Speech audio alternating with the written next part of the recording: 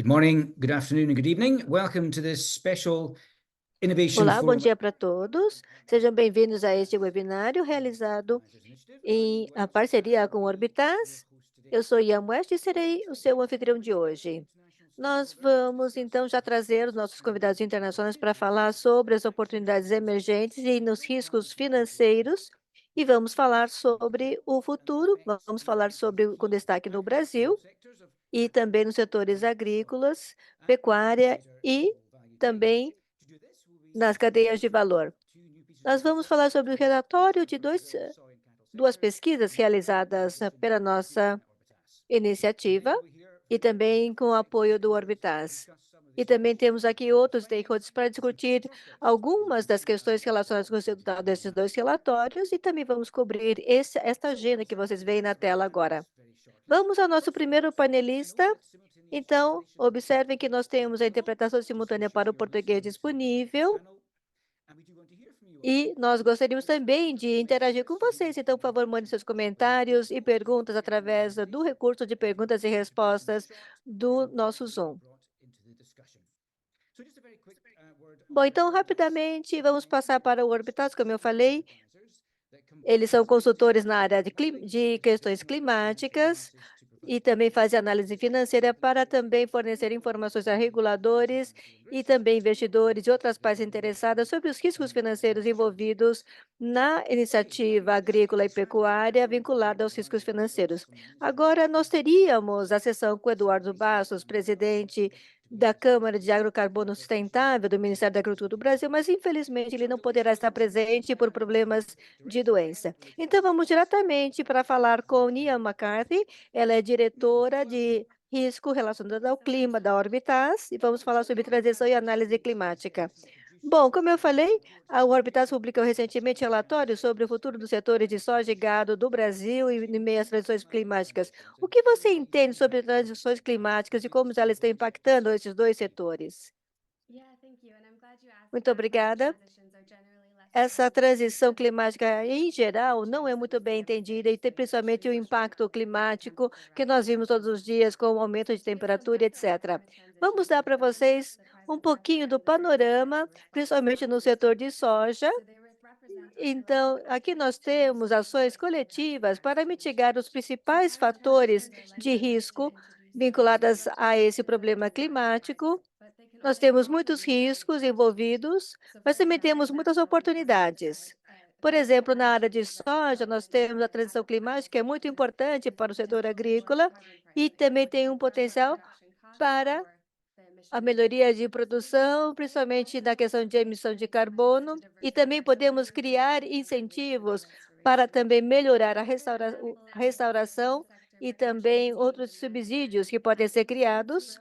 Também temos o cultivo de proteínas e principalmente outras fontes que podem ser aproveitadas, e também podemos mobilizar financiamento para uma produção sustentável, principalmente vinculado com financiamento relacionado com as emissões de carbono e adotando outros critérios sustentáveis. Próximo slide. Agora, alguns exemplos. Nós poderíamos ver a tecnologia, principalmente nos setores de proteínas, principalmente em carne bovina, mas também a tecnologia melhorou a produção, principalmente tornando o trabalho mais eficiente. E também nós podemos diminuir as emissões de carbono e também diminuir o desmatamento através de produtos que sejam mais amigáveis e também que cumpram com as legislações verdes. E também tem muitos outros exemplos, mas aqui é somente para dar para vocês um panorama do que nós teríamos em termos concretos com relação à transição climática e também o impacto da mudança climática no mundo e principalmente também com relação às respostas sociais para isso. Bom, muito obrigada, Ives. E quais são as tendências que são reveladas por essa nova análise? Próximo slide. No nosso relatório, identificamos vários drivers que eu gostaria de mostrar para vocês, principalmente nessa transição climática na área pecuária. Principalmente, nós queremos acabar com o desmatamento até 2030 e para atingir esse objetivo, nós temos que diminuir bastante várias ações para ter mais eficiência em emissões, e também sabemos que também há muita concorrência fundiária, e nós temos que fortalecer melhor esta área, principalmente acelerar os investimentos, e também temos de utilizar a tecnologia para melhorar a produção. E outra tendência que nós notamos, principalmente na análise, é a caída da demanda brasileira, que poderia melhorar também o foco no crescimento dos mercados de exportação, principalmente através de regulamentações que podem também levar a mais produção sem desmatamento. E outra tendência global é sobre as mudanças preferências de consumidores em todo o mundo.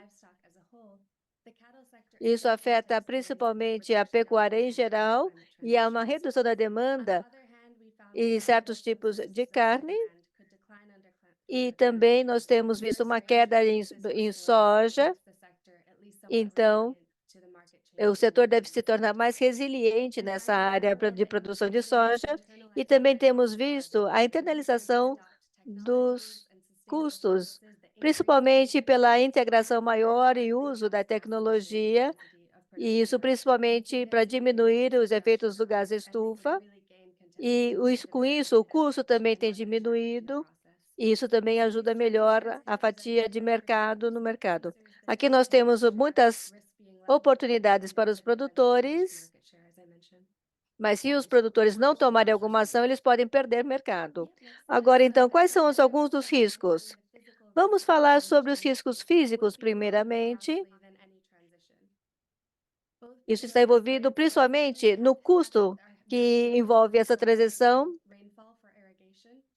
principalmente na questão de irrigação, que depende muito dos índices pluviométricos.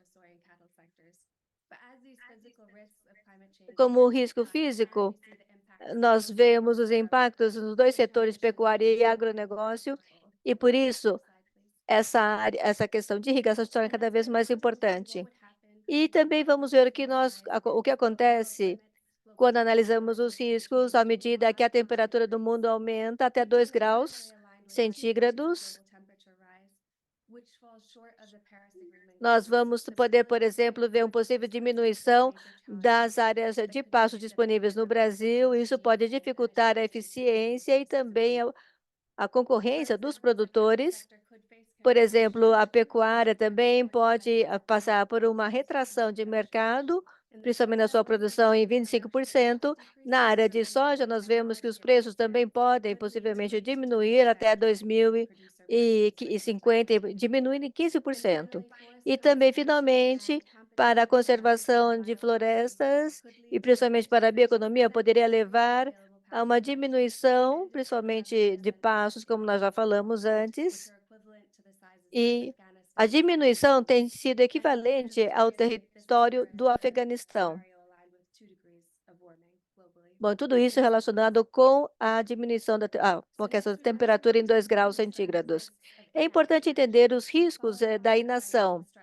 Então, nós temos também os testes relacionados com a perda financeira no setor, por exemplo, de soja. Muitos produtores de soja podem ter um risco de 60% de passar pelas suas margens operacionais, e também há choques econômicos nos preços e custos que podem ultrapassar 80% em muitas das margens operacionais correntes na área de pecuária. É muito importante considerar todos esses fatores para a competitividade dos produtores. Bom, muito obrigada. E quais são as oportunidades para investidores e produtores? Próximo slide. Apesar desses riscos, nós verificamos que os produtores de agribusiness e também de pecuária poderiam também aumentar a sua produção, mesmo com a questão climática. Nós temos 18% de benefício ou de aumento na produção por hectare para os pecuaristas, e também pode haver um aumento nos preços de carne bovina para os produtores, isso seria em mais de 19%. E também nós temos um aumento de 14% para os produtores de soja brasileiros, na média. E se esses setores puderem tomar uma ação já precocemente, eles poderiam ter um aumento de 88% através da capitalização de um potencial de aumento no investimento de capital agrícola. Nós já temos também melhorias que decorrem do uso da tecnologia nessas áreas. Bom, e quais são outros cenários que vocês podem considerar e como se pode também estabelecer uma relação isso com as pesquisas? Nós analisamos cenários de 1,5 até 2 graus em termos de aumento de temperatura do mundo, e nós temos dois diferentes cenários, um que reflete a transformação da sociedade e outro baseado nos baixos custos de tecnologia e também na questão de transformação. Para o cenário de 2 graus centígrados, nós havemos políticas mais coordenadas ou melhor articuladas e também a resposta a esses cenários, principalmente em relação a investimentos e também a atitude das instituições financeiras de todo o mundo. E isso tudo é feito através de uma política de investimento que já está implementada. Então, nós recomendamos que vocês vejam os relatórios para analisar melhor esses cenários, porque a transição climática é um fator inevitável, mas nós temos ainda várias projeções que podem ser utilizadas para que vocês possam aproveitar melhor as oportunidades.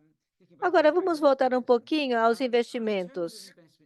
Em termos de investimento, o quanto disso pode ajudar a garantir o futuro mais resiliente para os produtores de pecuária ou também de soja? Nós temos visto uma atividade mais proativa de preparação para as transições e através do aproveitamento de mais oportunidades. Isso também leva a melhor resiliência no mercado. Aqui nós temos para a área de pecuária a restauração dos pastos, e nós descobrimos que essas práticas de restauro podem levar a uma melhor produtividade, mesmo em áreas que já estejam mais degradadas. E isso também nós temos o mapa mostrando como isso pode ser benéfico. E então isso vai além também da área de pecuária. E a fertilidade do solo também pode ajudar também a preservar melhor a sua terra para os setores agrícolas que podem se beneficiar durante muitos anos. E também nós temos um efeito direto que pode beneficiar principalmente a área de produção de soja. A restauração de pasto é somente um dos exemplos da eficiência de sustentabilidade que tem melhorado. Nós temos recomendações para cada grupo de partes interessadas, principalmente no investimento de práticas sustentáveis e também em opções de faturamento diversificado, e isso ajuda na resiliência e também a enfrentar os fatores da transição. E também nós temos uma lucratividade de longo prazo que pode ser vislumbrada através disso.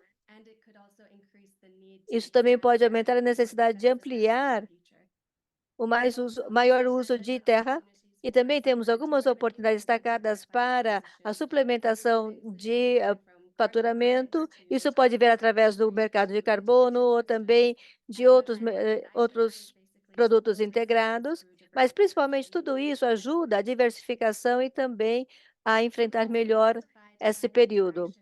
Aqui nós temos várias ações que os produtores de soja podem adotar para aproveitar essas oportunidades. E o que é mais importante aqui é que os produtores podem investir também em práticas sustentáveis diretas para reduzir as emissões e também para poder lidar melhor com os custos de produção e também passar melhor por esse período de transição. Temos muitas opções que incluem também a automatização da agrícola, também a produção direta, a rotatividade de produção e também a área de soja pode também se beneficiar bastante com a diversificação e também adotar outras práticas para melhor resiliência. E também há uma necessidade de utilizar melhor as projeções para a tomada de decisões, porque muitas vezes os produtores não conseguem analisar com mais longo prazo os impactos climáticos. Então, independentemente de onde a pessoa esteja ou de onde a empresa esteja na cadeia de produtividade, é importante entender onde estão os riscos e quais são as oportunidades que estão vinculadas à mudança climática que podem levá-los a uma maior lucratividade de produção. Muito obrigado. Nós temos algumas perguntas. A pergunta é: como você define essas práticas que são amigas ao clima para a soja e também a pecuária? Eu já falei de alguns exemplos sobre isso. Eu não quero restringir muito a minha resposta, porque a tecnologia pode mudar ao longo dos anos e haverá muitas mudanças até 2050 e haverá outras tecnologias disponíveis daqui para frente. Mas o que é importante considerar é a questão de intensidade de emissão, que deve ser tratada, principalmente pensando no futuro, e quais são as práticas que podem gerar mais carbono, que vão ser mais caras. Então, esse é um item que você deve levar em consideração. E outro item é a fertilidade do solo. Então, o Brasil hoje tem muitas vantagens competitivas com base em muitos dos seus fatores ambientais que também ajudam a produção agrícola, principalmente também pensando em termos de PIB nacional. Eu acho que o principal fator a considerar é adotar práticas que possam manter ou melhorar a fertilidade do solo, e isso não somente vai fazer com que os setores sejam mais resilientes, mas também possam ajudar o país a também manter as suas vantagens no futuro. E o terceiro elemento, nesse caso, é pensar no uso da terra e também nos seus fatores de eficiência na terra existente e reduzir o desmatamento e também outros fatores que prejudicam o meio ambiente, porque isso pode resultar em um custo maior no futuro. E já há várias políticas sendo adotadas no momento em relação a isso, principalmente para restauro, também a questão de emissão de carbono, e isso está sendo muito discutido em várias economias, não só agora, mas também no futuro. Então, há vários fatores que podem contribuir para uma melhor competitividade proporcionada pela terra. Muito obrigado e muito obrigado pelas perguntas recebidas. Por favor, coloquem a organização a qual vocês pertencem quando vocês fizerem suas perguntas. E nós gostaríamos de falar um pouquinho especificamente sobre o futuro da produção de soja. Por isso, nós convidamos a Yara Degues, que é produtora brasileira. Seja bem-vinda. E também nós temos o Yipeng, da Louis Dreyfus. Bom, Yara, você pode começar a falar o que você planta aí? E de onde você vem? Eu sou Yara, sou produtora no sul do Maranhão, fica na parte nordeste do Brasil e é no bioma do Cerrado. Nós viemos para cá há 30 anos atrás. Era uma área com a mata nativa. Nós tivemos que limpar todo o terreno, fazer a fertilização do solo. E nós produzimos a soja principalmente, mas também temos outros plantios, como milho e também sorgo. E também temos atividades integradas com a carne bovina, principalmente. E é isso que nós fazemos, então. Muito obrigado. E quais são os desafios que as alterações climáticas têm apresentado? Nós temos plena consciência de que as mudanças climáticas estão já aí. Temos visto muitas mudanças drásticas no clima e temos lidado principalmente neste último ano com todas as intempéries criadas. Estamos tentando mitigar os efeitos utilizando práticas de conservação, Nós utilizamos o plantio direto, por exemplo, e também já implementamos isso há muito tempo. Por exemplo, então, o plantio direto, como eu já falei, outros tipos de lavouras para poder continuar fazendo a nossa produção. What's the climate like? What is in a typical year? How does Então, como é o clima num ano típico? Como é que o clima tem um impacto na agricultura? Um ano típico, temos só podemos ter uma cultura de soja, uma safra de soja por ano, a não ser que tenhamos irrigação e não temos. A precipitação, a época começa em outubro e termina em maio, a época de maior precipitação. Esse padrão não muda, nós temos ano com mais precipitação ou menos, mas isso é isso. Basicamente, eu não sinto que em nossa região nós temos um impacto tanto, sofremos impacto tanto de um clima severo como nos estados do sul, no Brasil ou no centro-oeste do Brasil. Para nós, vemos que está acontecendo aos poucos, mas não é tão grave quanto em outras áreas do Brasil. E onde você está? Você mencionou que tiveram ondas de calor. Como é uma onda de calor? É muito mais quente do que seria normalmente? Sim, a onda de calor é quando você tem uma temperatura pouco usual, alta, que afeta a germinação, e principalmente da soja para nós, e as pessoas que não usam o plantio direto, e basicamente as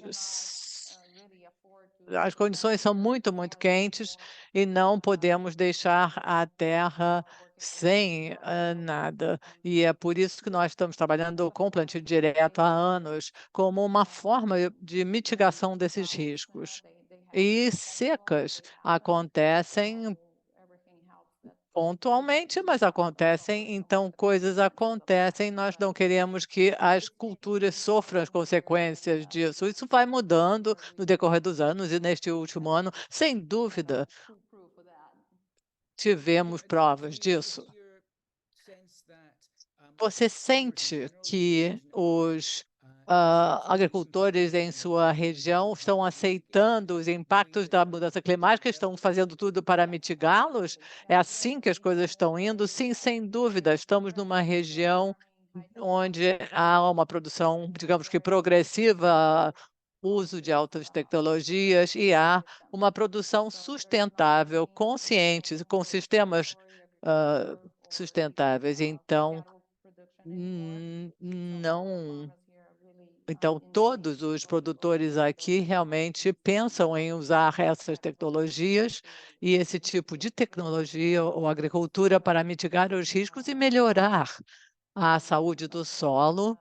Sem dúvida, nós queremos produzir mais, porque os custos também vão aumentando e nós temos que pensar nisso. Agora, pensando então no solo, aliás, no setor de soja, como é que é possível aumentar o rendimento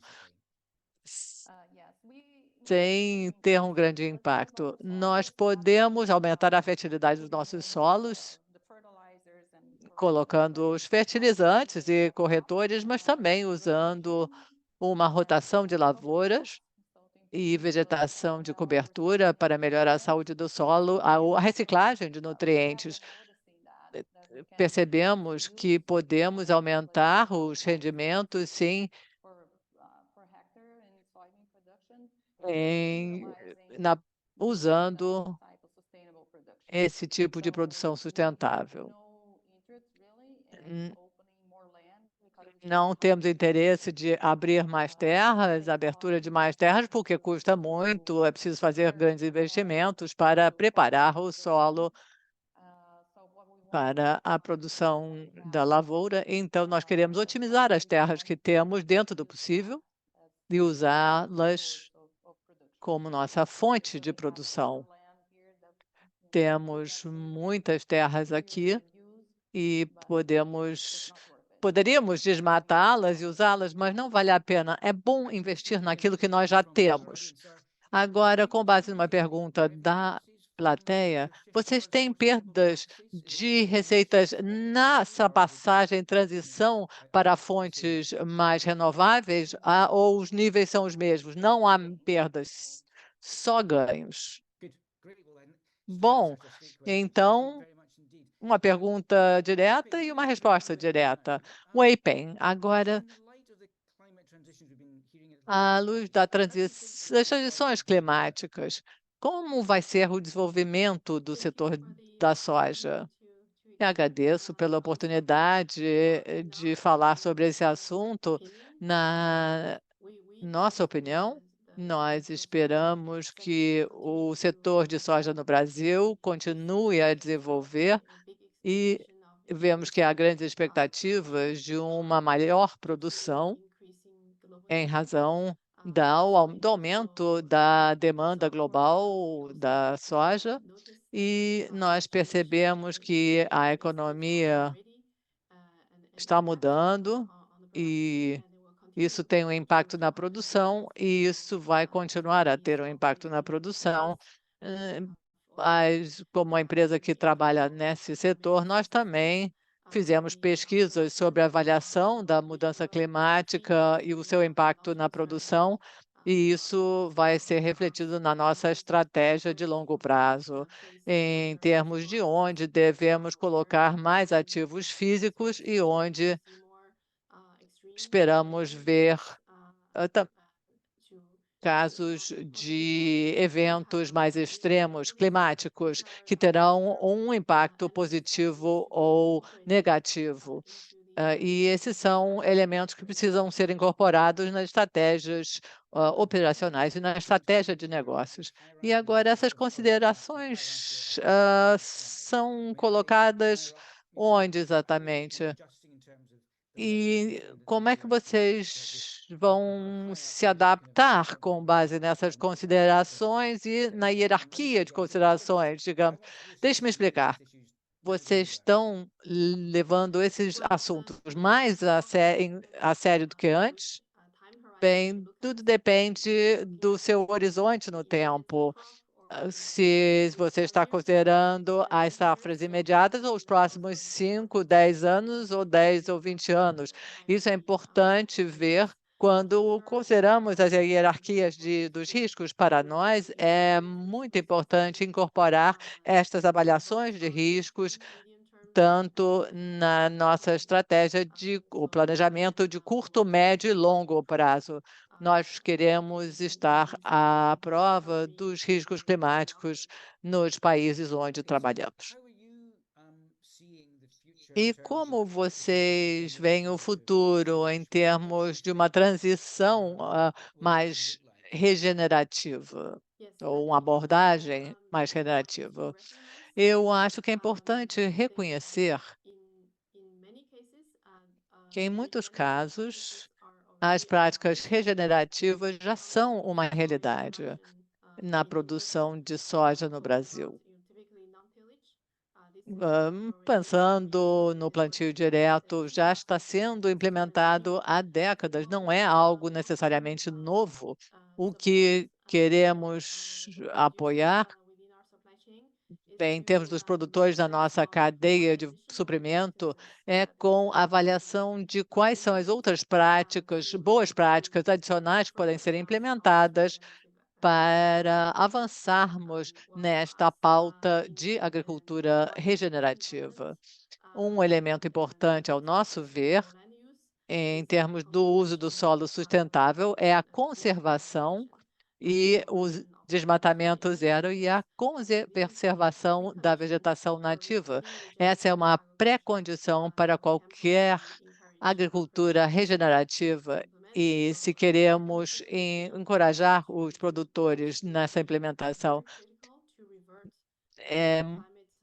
seria muito bem, devemos conservar a floresta em pé e as áreas de vegetação nativa e encontrar uma maneira de recuperar as áreas de vegetação nativa degradadas por causa da biodiversidade e todos os serviços que a floresta poderiam fornecer em termos de agricultura no longo prazo. Em segundo ponto, nós devemos apoiar as práticas para termos uma transição para uma abordagem mais regenerativa e estamos implementando programas no Brasil para apoiar os produtores nessa transição. E então, os fatores, quais são os fatores e os incentivos para avançarmos nisso? É preciso reconhecer claramente que qualquer mudança das práticas implicaria um risco potencial. Não é justo achar que os produtores devem arcar com esses riscos sozinhos. É preciso ter um pacote de serviços e de apoio para facilitar a aceitação das melhores práticas. Nesse caso, nós acreditamos, estamos bem posicionados para facilitar esse tipo de apoio, pensando no financiamento e em termos de insumos e apoio técnico e compartilhamento de conhecimento, troca de conhecimento. Esses são facilitadores que achamos que serão necessários para que os produtores realmente adotem mudanças e depois, então, sejam mais resilientes em termos dos impactos futuros de mudança climática e também mais viáveis economicamente com relação aos seus modelos de negócios. Muito obrigado, muito obrigado. Agora, para todos aqui, eu esqueci de mencionar que vocês podem votar com relação às perguntas na caixa de perguntas e respostas. Vocês podem, com esse apoio, colocar a pergunta mais alta na lista de perguntas e respostas. Algumas perguntas já foram respondidas, então agora, para esclarecer, quando eu perguntei sobre os custos de transição, Yara, e rendimento, você disse que vocês tinham passado para uma abordagem mais regenerativa e que vocês não tinham perdas. Agora, perdas em termos de estresse climático, tiveram algum? Mas estamos mitigando os problemas e hoje com o plantio direto e as culturas de cobertura, todas as práticas que realizamos, podemos arcar com uma seca de 15 dias ou 20 dias, inclusive sem perdas. Então, se tivermos uma terra sem produção, sem vegetação de cobertura, e nesse caso, você sente o calor, com isso você pode ter perdas. Não, nós realmente, com essa transição, estamos indo bem. Então, para Lu e Dreyfus, é bom ouvir essa resposta, porque vocês veem os benefícios de realizarem mudanças, adotarem técnicas de mitigação e uma abordagem mais regenerativa. É uma boa notícia para vocês, sem dúvida. Acho que o centro deve ser o produtor, seja qual for o apoio necessário pelo produtor. Esse é o ponto de partida nessa discussão. Por esse motivo, nós tivemos em contato com os produtores que nos fornecem para entendermos o contexto local. Cada produção é diferente, cada fazenda é diferente em cada região e precisamos, então, nos adaptar às necessidades locais e realidades locais de cada produtor no programa para que a abordagem seja viável e concreta para os produtores, ao invés de impor um modelo. Essa não é a abordagem correta, ao nosso ver. Muito bem, podemos voltar para falar sobre alguns pontos depois, mas muitíssimo obrigado. Agora eu gostaria de falar sobre o futuro do setor de gado no Brasil. Temos aqui o Vicente, que é um produtor de gado no Brasil, e a Grace, que é da Minerva Foods, grande exportadora de carne bovina. Sejam bem-vindos. Vicente, eu vou fazer a mesma pergunta que eu fiz para a Yara. Onde é a sua produção e qual é o tipo de pecuária e qual é a sua produção?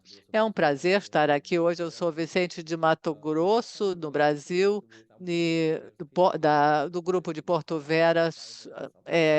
Nós temos uma produção familiar. Tudo começou com meu pai e os seus irmãos. Eles juntos desenvolveram uma frota de transporte e foram morar em Mato Grosso, no Mato Grosso, na década de 80, no final dos 90, há uns 25 anos, eles começaram a trabalhar com lavoura, produzindo soja e milho, e há uns 10 anos nós realmente começamos a trabalhar com a pecuária, integrando as pastagens e a coprodução no nosso sistema, incluindo diferentes, então, oportunidades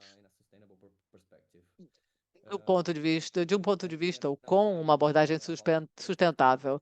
Agora temos 35 mil hectares de soja e milho, integrando isso com pecuária, 20 mil cabeças de gado, temos vacas e confinamento e bezerros. Também ainda temos a frota, um grande número de colaboradores aqui. Agora vamos falar sobre o impacto dessas práticas que você mencionou. Eu gostaria de saber como a mudança climática teve um impacto na sua produção e nas suas operações. É a mesma coisa que a Yara disse, basicamente, não vimos tantos impactos da mudança climática em termos do clima, mas sim em termos do negócio. Quando falamos com clientes, governos, ONGs, bancos, fica claro que a sustentabilidade é o caminho, mas infelizmente não fica claro o que é a sustentabilidade. Temos diferentes conceitos, diferentes requisitos oriundos de cada parceiro, e os produtores estão se sentindo perdidos ou no meio desses conceitos e a diferença de conceitos, há oportunidades que estão sendo perdidas. Nós queremos fazer parte dessas discussões. Um fórum como esse é muito bom para os produtores, para podermos falar sobre as nossas opiniões, mostrarmos quais são as boas práticas que adotamos e também o desafio do futuro. A mudança climática está afetando a maneira em que fazemos negócios. Muda a maneira em que fazemos os negócios. Vocês não viram, então, mudanças dramáticas por enquanto. A Yara falou sobre o cerrado, maior calor, mas vocês ainda não viram mudanças, então, climáticas dramáticas. Vocês estão fazendo a mitigação para o futuro. Eu não vejo uma tendência em termos de mudança climática. É claro que temos calor e diferentes efeitos que vêm por aí. Há alguns anos temos mais chuva, outros anos menos chuva, mas eu não posso garantir que isso está piorando ou melhorando. Tudo depende do ano. Temos anos melhores, piores em termos do clima. E nós temos o pacote inteiro, temos sistemas de plantio direto, a integração, rotação de lavouras, mantendo áreas de preservação, mantendo as áreas dos rios, o solo, biopesticidas para ter insumos, bioinsumos, proteger o solo é o nosso maior ativo, afinal. Nós temos o solo, basicamente temos que tomar conta do solo.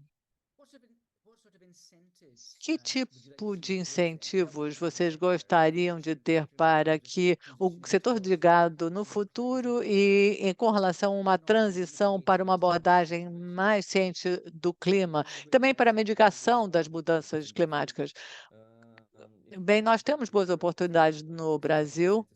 67% do Brasil é de áreas de preservação, 9% de produtos agrícolas e 27% para gado. Então, Old farming is not the polite term, but something like that. And we need to develop and Nós convert precisamos desenvolver e converter essas áreas em num sistema de produção mais focado.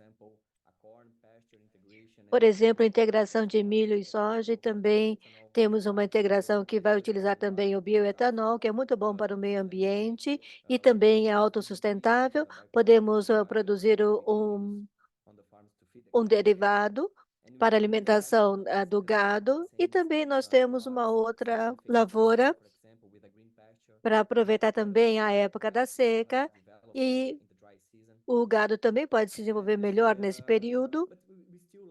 Mas nós ainda temos falta de investimentos em tecnologia. Aqui estamos falando da melhor genética que nós temos e também o melhor departamento de agroeconomia, mas ainda temos falta de boas estradas e também estudos de fornecimento de energia, ou seja, muita coisa que ainda falta, e por isso o custo da agricultura fica muito alto. E também os custos de financiamento continuam muito altos no Brasil. Qualquer alternativa financeira que você pode ter para diminuir os custos de produção ainda estão em falta, principalmente para você poder combater a degradação do solo. Muito obrigado. Ou seja, podemos voltar depois a falar disso. E agora vamos falar com a Grace. Então, você é uma grande exportadora de carne bovina. Você conhece as oportunidades que são vislumbradas pelo relatório Orbitas? Olá, muito obrigada pelo convite para estar aqui e parabéns também por este estudo. Eu fiquei muito contente em ver todas as oportunidades que foram destacadas. E eu diria que, como foi destacado, nós não reconhecíamos essas oportunidades. Perdão, nós já reconhecíamos e estávamos investindo nelas. Em 2021, nós lançamos um programa chamado Renerva, o Minerva, programa Minerva, e nós trabalhamos em cima da nossa cadeia de fornecimento, principalmente aplicando melhores práticas, que o Vicente já destacou também. Nós tentamos reunir um ecossistema de parcerias que pode permitir a trabalhar nessa transformação sustentável. Trabalhamos também com assistência técnica, e aqui vem através de organizações e outras instituições para desenvolver essa parceria. Nós, então, reconhecemos que os produtores estão participando em projetos que estão totalmente monitorados, utilizando metodologias científicas que são bastante transparentes, e nós, então, queremos proporcionar melhores condições para melhor trabalho. Estamos também interligando os produtores para que eles possam implementar as melhores práticas e também medir os seus ganhos e também a emissão de carbono e assim por diante. Eles também acabam também ganhando, por exemplo, trabalhando com biomassa. O Vicente já falou sobre a integração entre a pecuária e a agricultura, e isso é possível em algumas regiões, e isso, onde possível, está sendo tentado e está sendo implementado. Então, o produtor acaba criando um bem-estar para o seu gado, ao mesmo tempo em que também trabalha para diminuir a transmissão de carbono no meio ambiente. Trabalhamos com muitos produtores de todo o país para poder passar por essa transição. Temos um programa de certificação com crédito de carbono e estamos criando incentivos que também são necessários para os produtores. Porque eles sempre perguntam, e onde é que eu fico nisso? Como é que isso vai funcionar? E quais são os ganhos na produtividade? E também qual é a resiliência que nós vamos obter com tudo isso? Então, nós já estamos falando de incentivos para isso também, sempre para levar a sustentabilidade dos produtores através da aplicação de melhores práticas. E qual é o potencial para o mercado de carbono, você acha? Eu acho que no Brasil nós temos um grande mercado, principalmente considerando o número de hectares de área degradada, e automaticamente nós temos já o trabalho do carbono, temos abordagens metodológicas aplicadas, principalmente sistemas com créditos de carbono que já estão adotados, mas também temos visto muitas vantagens ou também avanços tecnológicos sendo aplicados, e o desenvolvimento vai nos permitir aumentar de forma mais fácil e também com menos custo. E no setor de pecuária, você acha que eles vão responder bem a essas mudanças no setor climático? Eu acho que, como o Vicente falou, os produtores precisam estar no centro dessa conversa e eles querem estar. Aqui no Brasil, em geral, os produtores sofrem muito, principalmente por causa da reputação. Ninguém pode negar isso, mas a grande maioria dos produtores estão investindo pesadamente para melhorar o seu sistema produtivo e eles querem também se envolver nessas questões de mercado e também, principalmente, produtos que estão livres de desmatamento ou que não se envolvem em produções com desmatamento. Então, os incentivos já estão por aí, mas nós temos ainda alguns obstáculos a superar, como já foi mencionado antes. Financiamento, por exemplo, ainda continua sendo problemático. Temos uma capacidade melhor para ser trabalhada, principalmente ao falar de produtores de médio e médio porte, perdão, de médio e pequeno porte. E no sistema nós precisamos encontrar estruturas que possam permitir que essa inovação e tecnologia possam também chegar a esses pequenos e médios produtores. Que você acha que o setor ficará daqui a 5 anos? Eu acho que estamos vendo uma boa mobilização no momento no Brasil. Temos visto também muitas ações a partir do governo, principalmente com rastreabilidade no setor de pecuária, também mobilização do setor privado, principalmente envolvendo as ONGs e também o setor público, para também aplicar melhor as diretivas, os regulamentos da União Europeia. Então, daqui a alguns anos, eu acho que vai ser um momento decisivo para a agricultura brasileira. Mas eu acho que nós já temos todas as peças implementadas, já estão todas aí, e nós temos que aproveitar melhor as oportunidades. E uma pergunta que nós recebemos, e com relação à pecuária, as empresas que são grandes produtoras, vai ser mais fácil você receber financiamento e também receber apoio? Como você acha que vai ser o trabalho deles ou delas? A cadeia de fornecimento ainda precisa ser melhor trabalhada, principalmente na questão de exportação, por exemplo, a qualidade dos produtos e também o tamanho da qualidade, por exemplo, da carne bovina. Já houve muitas melhorias resultante dos investimentos feitos para melhorar os sistemas de produção. Agora, para poder chegar aos pequenos e médios produtores, é preciso ter uma grande intervenção do governo e também precisamos continuar com o crescimento dos programas de crédito que já estão implementados e também fortalecer mais a assistência técnica para esses produtores de médio e pequeno porte. Muito obrigado. E agora, então, vamos passar para falar sobre o futuro da agricultura e também as oportunidades de inovação como um todo. Vamos falar agora Verônica Valentini, do Santander, e Marta de Sá, que é da Vert Capital. Muito obrigada. Obrigado. Muito obrigada também pela sua paciência. Marta, vamos falar primeiro com você. Quais são as principais oportunidades para o crescimento sustentável para os setores de soja e pecuária no Brasil?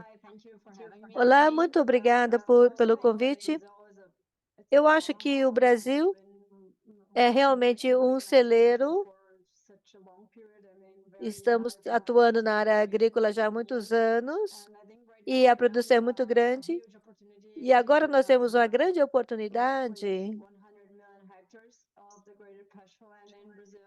principalmente considerando os pastos de área degradada, que é mais ou menos correspondente ao território da Alemanha. Isso é o que era desmatado no passado, e agora temos uma nova oportunidade, porque nós temos biomas diferentes, e também eu acho que nós podemos alimentar o mundo sem derrubar uma árvore. Nós temos grandes áreas que são produtivas e também podem continuar assim se forem bem tratadas. Alinhada com o que tudo foi dito antes, nós temos que ter melhor assistência técnica, empoderamento, principalmente dos produtores de pequeno e médio porte, e com isso, para ajudá-los a passar por essa agenda de transição.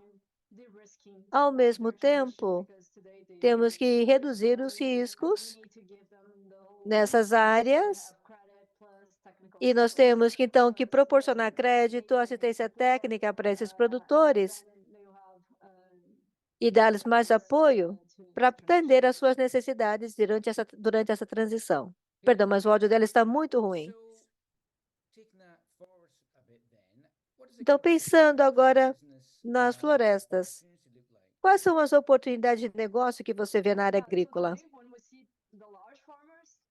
Hoje, pensando nos grandes produtores, eles estão já tratando da agenda por conta própria, mas não porque eles tenham a agricultura regenerativa ou de impacto, mas é porque eles são bons administradores. Quando vemos os grandes, eles têm acesso a capital e crédito, mas aqui estamos falando das diferentes linhas de crédito, principalmente, e nós precisamos ter melhores linhas de crédito. Estamos falando aqui de crédito específico para diferentes tipos de cultivos e também diferentes dimensões de produção, e que todos os produtores tenham acesso a esse capital e, ao mesmo tempo, também possam ter acesso à tecnologia para passar por esse período de transição. Então, é tecnologia combinada com mão de obra e assim por diante, que tem que ser fornecido para esses produtores. Estamos trabalhando nessa agenda há 2 ou 3 anos para chegar a melhores preços, melhor rendimento em produtividade, para também que possamos ter melhor rastreabilidade de todos os produtos. E também precisamos melhorar a resiliência em relação ao solo.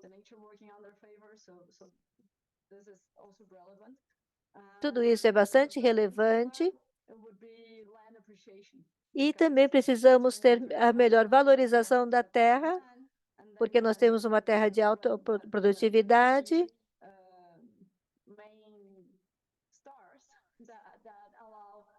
Mas esses são os 3 principais elementos que vão nos permitir ter uma melhor agricultura. Pensando na energia, antes,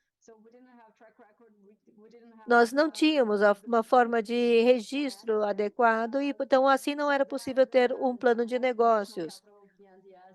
E nós tínhamos bancos de desenvolvimento e outros atores que tinham que entrar no mercado para poder ajudar os produtores. Mas agora nós sabemos que nós temos já uma viabilidade econômica do agrícola e também isso pode resultar do carbono. Então, nós temos que ver como continuar crescendo no aspecto econômico para que possamos ter um melhor efeito econômico para todos. E qual é o potencial que você vê para esse mercado de carbono que você já mencionou?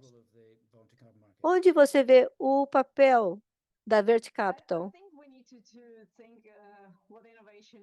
Eu acho que tudo tem a ver também com inovação, que é o tema deste fórum. Temos que ver como nós podemos analisar o solo a produção de carbono e outros fatores para ajudar os pequenos produtores. Nós temos que ver como também melhorar a geração de carbono. Nós não temos muita informação ainda. Há também necessidade de muita tecnologia para isso, mas o estudo do solo ainda é um desafio e também o seu uso. Então, tudo isso ainda está em desenvolvimento. E como os investimentos podem ser estruturados para melhorar a produtividade nas terras existentes? Quando falamos desses investimentos, como garantir que a estrutura esteja correta?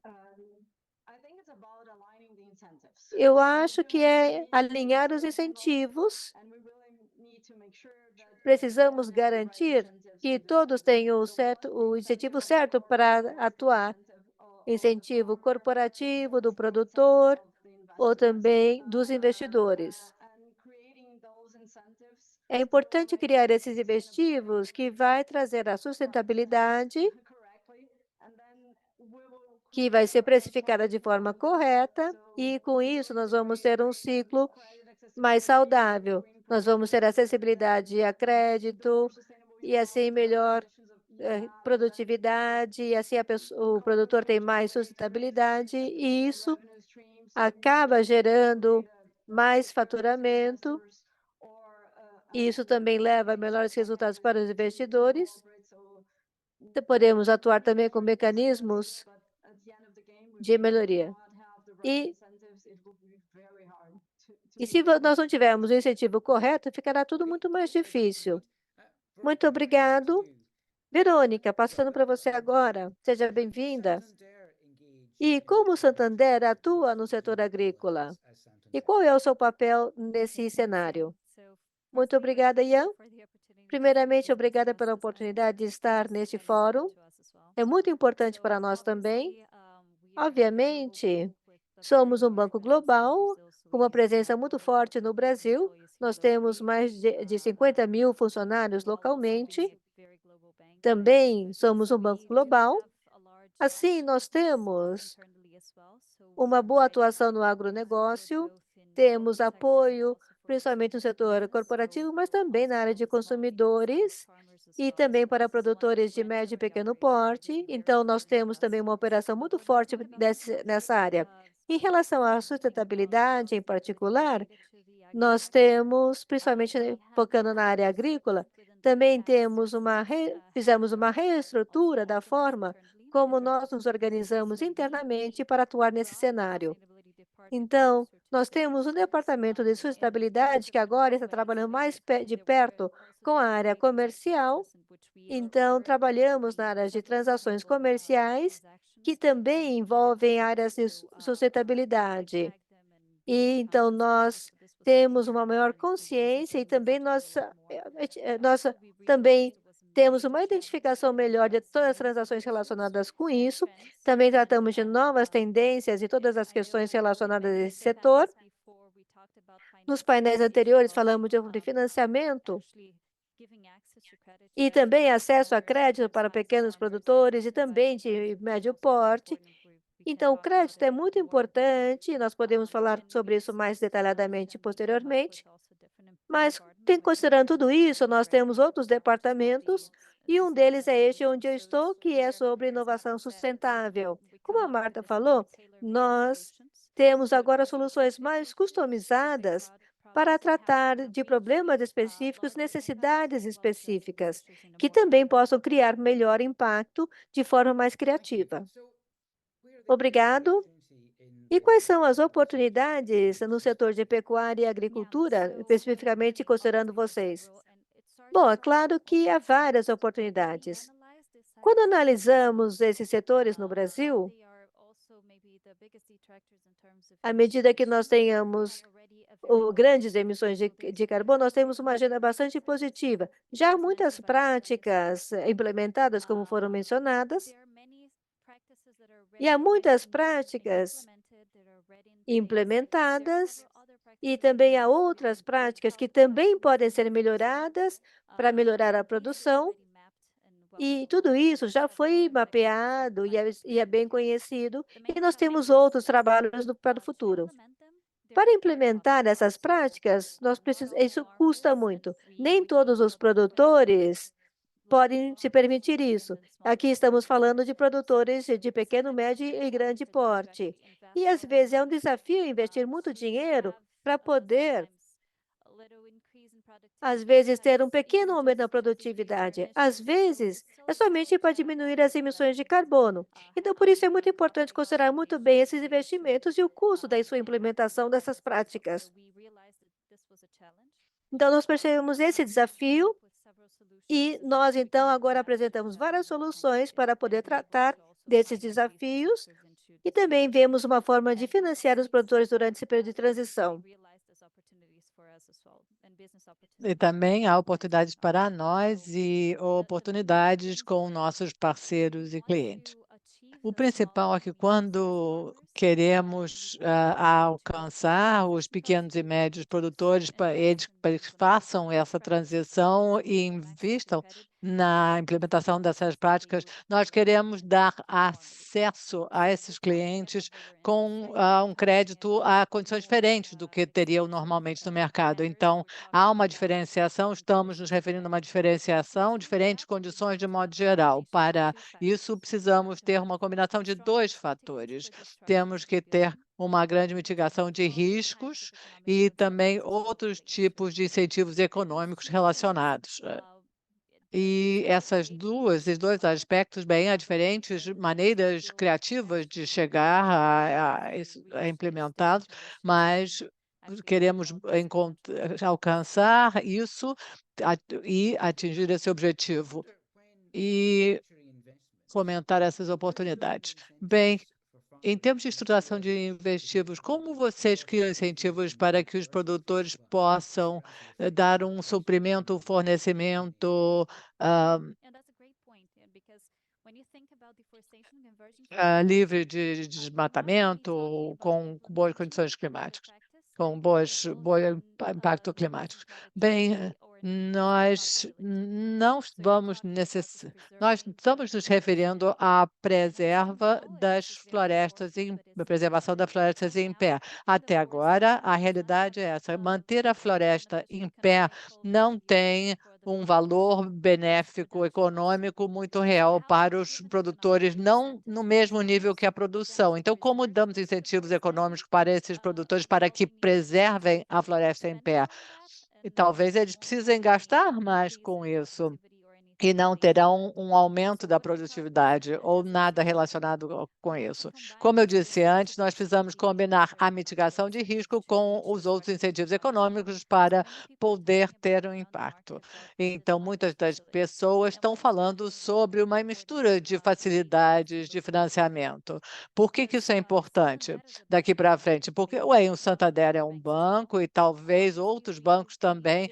Nós, evidentemente, lidamos com o capital comercial para termos soluções sustentáveis que possam durar no decorrer do tempo e poder repetir isso várias vezes, fazer diferentes soluções. Temos que ter um impacto em termos do nível de risco para poder ter uma absorção do impacto. Os pequenos e médios produtores têm dificuldade em ter acesso a menores taxas de juros no mercado em geral, pagam taxas de juros mais altas em termos bilaterais, o seu acesso ao crédito não é fácil, não é bom. Como é que podemos superar esse primeiro desafio?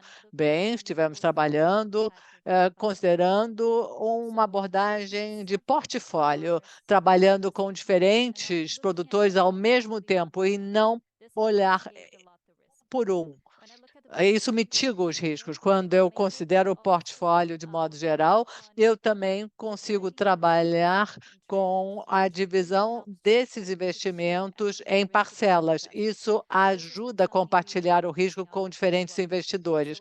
Nós estamos focando nisso também. Como podemos ter um maior portfólio de produtores, com talvez pequenos, médios e grandes produtores dentro desse portfólio, e como dividir isso em parcelas para compartilhar o risco com outros investidores. Temos diferentes bancos multilaterais também, e que também estão interessados em financiar a produção no Brasil, temos que considerar como eles podem compartilhar o risco e podemos alavancar as possibilidades. Nós temos aqui a Minerva, a Dreyfus, diferentes players que são importantes nessa equação. Outro incentivo que podemos trazer, bem, o mercado de consumidor talvez esteja disposto a pagar um prêmio para os produtos que são sustentáveis em termos da sua produção. Talvez possamos diminuir os custos em termos dos fornecedores de insumos. Então, há diferentes incentivos que nós podemos dar e levar para esses produtores. É essa abordagem que queremos ter. Bem, muito obrigado. Eu gostaria de trazer todos os panelistas de volta. Agora vamos ter um momento de perguntas e respostas durante os 25 minutos. Sejam bem-vindos novamente. Então, e muito obrigado pelas suas perguntas também. Algumas já foram respondidas pela equipe da Órbitas. E agora eu vou ver as perguntas que ainda estão em aberto. Muito obrigado pelas perguntas e também a votação. E eu vi que há uma pergunta sobre a regulação sobre a União Europeia, teve muita votação, já tivemos vários eventos em que a EUDR tem sido um assunto de grande interesse. Então, a pergunta é aqui que nós vemos aqui, quais são as mudanças que os produtores estão realizando para atender aos requisitos da regulação da União Europeia? A regulação que fala sobre os produtos sem risco de desmatamento. Yara, como você esteve lidando com a regulação de desmatamento da União Europeia? Isso está no seu radar? Sim, está no nosso radar, é claro. Eu acho que para nós, produtores brasileiros, como você mencionou antes, nós, em geral, temos uma má reputação internacional. Estamos participando de programas de qualidade, às vezes patrocinados pelos compradores de soja, para os exportadores, as grandes empresas, porque realmente queremos nos diferenciar dos produtores predatórios. Não queremos ser conhecidos como as pessoas que fazem desmatamento ilegal ou qualquer coisa do tipo. Queremos estar no grupo dos bons e queremos mostrar o que estamos fazendo certo. Entendemos que, às vezes, o que os europeus querem, bem, é, de certa forma, injusto para nós, mas também estamos de acordo que a sustentabilidade é importante para nós.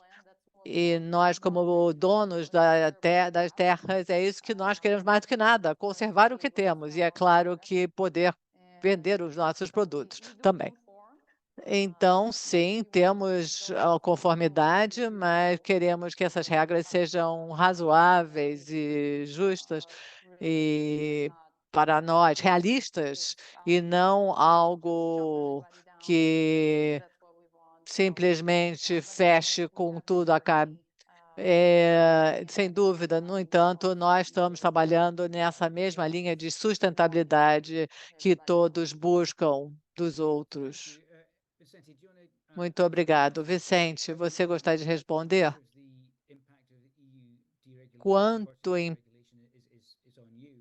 impacto vocês sentem com a regulação da União Europeia? Eu sou da mesma opinião da Yara, é um exemplo típico que os produtores não foram incluídos na mesa quando a regulação foi criada. Nós talvez tenhamos um aumento do preço por causa das restrições.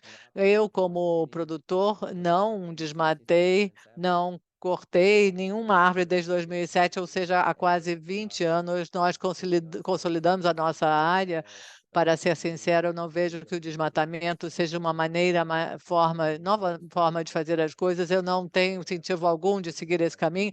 Como eu disse antes, o Brasil tem uma grande área de solos degradados que nós deveríamos converter e que podemos melhorar a nossa produtividade nas áreas que já foram abertas no passado. E eu não gosto da forma em que o assunto está sendo tratado. Eu concordo com o caminho da sustentabilidade, mas deveríamos ter mais conversas sobre a melhor forma de fazer isso. Agradeço muito a sua opinião, realmente reflete muito muitas das conversas que nós mantivemos no passado. Agora, os outros, vocês gostariam de falar sobre o impacto da regulação da União Europeia de desmatamento, Gracie? Eu gostaria de dizer que realmente não é justo colocar os proprietários, os proprietários da regulação no âmbito dos produtores. Tudo tem que envolver todos os atores, os players. Isso vai ter uma implicação financeira, é claro, e essas coisas são muito importantes. É uma sinalização importante, porque faz com que as pessoas se mexam, mas eu acho que nós precisamos de uma resposta do governo nacional coordenada em termos da rastreabilidade, principalmente na cadeia de suprimento de gado, para facilitar isso para os produtores, porque realmente não há um incentivo para um produtor de colocar uma etiqueta na orelha do gado, porque talvez não pertença a uma cadeia de sustentabilidade que vá receber um incentivo de um mercado de então, nós precisamos pensar no papel de que cada um tem. A Minerva Foods está fazendo muito na cadeia para trabalhar com outros fazendeiros em termos de rastreabilidade, mas realmente precisamos do apoio do governo nacional. E para que isso seja possível, e também precisamos de apoio, por exemplo, da União Europeia, que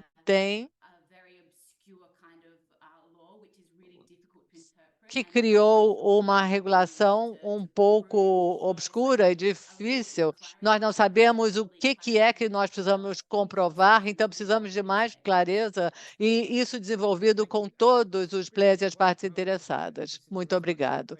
Agora, para responder algumas perguntas que estão aparecendo, o que vocês fazem para garantir que vocês não correm esses riscos de desmatamento na sua cadeia de suprimento? Pensando nos riscos no passado, o que vocês fazem para garantir que vocês removem esses riscos da sua cadeia? Nós temos uma plataforma de monitoramento socioambiental que usa imagens por satélite.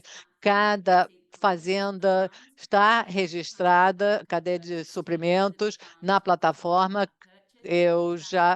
Cada vez que eu visito uma fazenda para fazer uma compra, a fazenda precisa entrar nesse sistema e precisamos considerar os diferentes critérios de desmatamento, sobreposição com as áreas indígenas, também os territórios de outras comunidades, também checamos a propriedade da terra, trabalho escravo, diferentes critérios socioambientais, e se houver algum critério de não conformidade, essa fazenda é bloqueada e não fazemos compras dessas fazendas. E fazemos isso compra por compra para ver se realmente não temos desmatamento nossas fazendas que suprem a nossa cadeia. O IP? Sim, eu gostaria de repetir um pouco o que foi dito. É claro que nós entendemos e nós apoiamos o espírito, a intenção desta regulação para a eliminação do desmatamento. Agora, em termos da implementação em si, cria muita carga logística e operacional. Se considerarmos a produção de soja no Brasil atualmente, eu diria que 99% de toda a soja produzida no Brasil, de fato, está em conformidade com a regulação. A data de corte é dezembro de 2020, é bem recente. Com relação ao que foi plantado desde essa época, não há muito realmente. E estamos falando bem também sobre os requisitos da rastreabilidade física e a segregação física da soja verificada, e tudo isso cria uma carga logística. Nós tivemos que criar um fluxo isolado de soja livre de desmamamento para a Europa, para outros mercados recentemente. E eu acho que com essa carga operacional, o custo da cadeia das operações da cadeia de suprimento não ajudam a atender o risco de desmatamento em si. Então, muitos recursos financeiros estão sendo canalizados para melhorar a infraestrutura da cadeia de suprimento. E é por isso que nós achamos que a regulação europeia precisa estar acompanhada por mecanismos para atender às causas raiz de desmatamento. Muito obrigado. Nive, você queria fazer um comentário? Sim, brevemente eu gostaria de mencionar que a regulação EUDR é um exemplo de transição climática e há dois tipos de transições climáticas. Uma tem a ver com mudança gradativa com o decorrer do tempo, que permitem que as pessoas respondam, reajam e atendam os prazos da transição. Também há transições climáticas disruptivas, que são mais prováveis se a ação for tomada mais tarde, se tivermos impactos físicos maiores da mudança climática que ocorrem e que se a ação seja ação de transição climática for disruptiva e aconteça de repente. Eu gostaria de mencionar que isso é preciso considerar isso. Então, eu acho que essas conversas são essenciais e precisamos continuar a mantê-las. Vicente, uma pergunta para você e talvez inclua os outros também.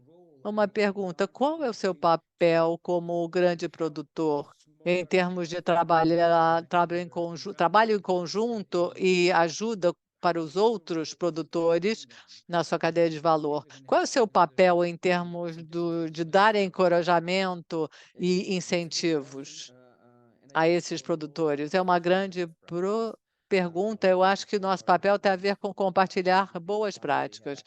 Os maiores produtores talvez tenham acesso à tecnologia melhor, mais rapidamente, e podem conversar com os agrônomos e suas equipes. Eu acho que nosso papel é participar destes eventos e promover a integração do agronegócio no Brasil e compartilhar as nossas boas práticas e o que dá certo, o que não dá certo, com base nos testes que realizamos.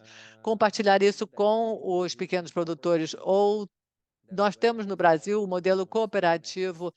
Os pequenos produtores têm acesso a melhores tecnologias e conhecimentos graças a isso. E a nossa integração com as cooperativas também funciona em diferentes níveis. Eu diria que esse é o nosso papel.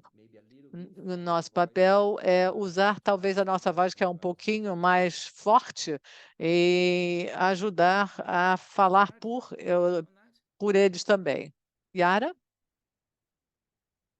Yara, você gostaria de fazer um comentário? Sim, eu acho que o Vicente realmente destacou um ponto importante. Nós precisamos compartilhar os nossos conhecimentos. Somos uma operação de porte médio, somos uma operação familiar, não tão grande quanto a do Vicente. Agora, eu faço parte de uma associação local. Nós fornecemos transferência de tecnologia para comunidades menores, muitas como pessoas que receberam terras doadas pelo governo e tentamos passar os conhecimentos e dar treinamentos para essas comunidades, para que elas possam participar do mercado, mesmo se for localmente. E elas se organizam também em cooperativas, e esse é o caminho para que elas façam parte do sistema de sustentabilidade. Muito obrigada, Marta, Verônica. Como vocês trabalham com seus clientes? E para os clientes maiores, para que eles trabalhem com os pequenos produtores ou menores produtores? Verônica, é claro que nós temos contatos bilaterais, tanto com os pequenos quanto com os grandes produtores no nossa área de agronegócios. Muitas pessoas fizeram perguntas aqui agora sobre os critérios socioambientais, sobre como nós financiamos esses produtores, e isso é aplicável em termos de financiamento bilateral e soluções estruturadas, mas em ambos os casos nós temos critérios bioambientais muito destacados. Nós monitoramos os biomas 24 horas por dia para ver se havia desmatamento nas áreas em que financiamos, ou que financiamos. Antes de darmos financiamento, nós fazemos um due diligence sobre cada produtor, principalmente para ver se há qualquer coisa relacionada com questões trabalhistas ou coisas similares. Esse é o critério para ter qualquer tipo de relacionamento com esses clientes em termos da alocação de crédito. E também falando de crédito para produtores específicos, para crédito rural, por exemplo, nós fazemos um monitoramento diário em relação a desmatamento no local. Se nós quisermos mais detalhes, bom, se vocês quiserem mais detalhes, nós podemos compartilhar essas informações. E também trabalhamos com a taxonomia europeia no momento, porque nós temos nosso escritório na Europa, então por isso não é mais fácil para nós. Também apresentamos soluções sustentáveis relacionadas a isso e também critérios mais sociais. E também estamos falando, nesse caso, de atividades livres de desmatamento e também de todos esses aspectos. Mas quando nós pensamos sobre a pergunta e como nós podemos apoiar mais os produtores de pequeno e médio porte, levamos em consideração essas estruturas que levam em consideração o portfólio completo. Então, nós fazemos uma análise individual dos produtores para dar também condições a eles bastante competitivas. Quando nós trabalhamos com parceiros na cadeia de fornecimento, isso também pode ajudar bastante para oferecer melhores condições aos produtores que normalmente seria difícil para terem acesso. É uma abordagem bastante abrangente, não é? E espero que vocês tenham muito sucesso com isso. E agora com a Verte, quando nós temos o lado corporativo, nós também temos a mesma abordagem mencionada pela Verônica, mas também temos um melhor canal de origem, de forma que nós possamos chegar aos produtores certos para proporcionar assistência técnica. Normalmente, isso vem do lado corporativo, às vezes é uma empresa especializada, isso pode variar, e temos uma relação comercial que se estabelece entre a empresa e o produtor, e isso faz uma grande diferença. Com isso, nós podemos estruturar melhor o financiamento e assim podemos trazer investidores em contato com os produtores, mas também podem ser outros investidores e também outras partes que estejam interessadas em trabalhar conosco. Tudo isso cria um bom ciclo e assim permitimos que os produtores tenham maior acesso ao capital. Vicente, você pode falar brevemente sobre isso? Ou, perdão, você levantou a mão. É uma coisa que eu esqueci de falar. É sobre os produtores de pequeno e médio porte no Mato Grosso em particular.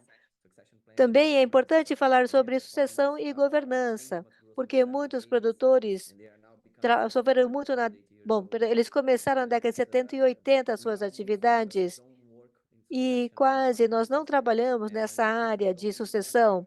Se você não atrair a nova geração para o negócio, haverá uma falta de desenvolvimento de longo prazo, e isso impede que nós tenhamos melhores investimentos nessa área de agricultura.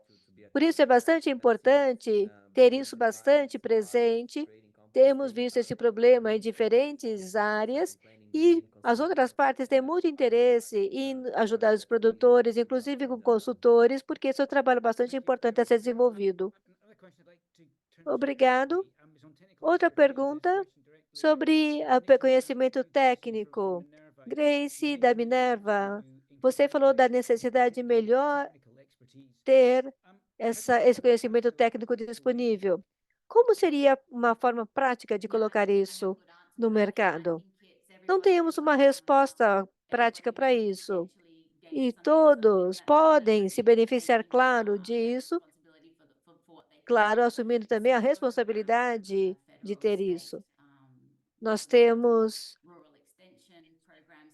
programas do setor público de nível federal ou estadual, mas quando falamos também de um setor de finanças, como falou a Verônica, nós temos que identificar o papel do conhecimento técnico nessas áreas de produção, porque com isso você pode reduzir os riscos que os produtores sofrem, e com isso eles podem dar também um retorno ao financiamento recebido. Então, é importante ter um sistema de colaboração que nós temos visto cada vez mais.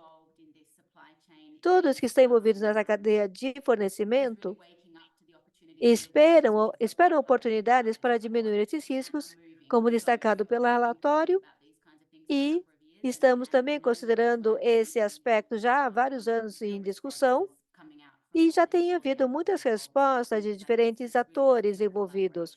É muito importante começar já uma colaboração nesse sentido. Obrigado. Mais algum comentário a respeito disso? Não. Já estamos com o tempo acabando. Estou vendo para ver. Bom, estou tentando ver algumas outras perguntas.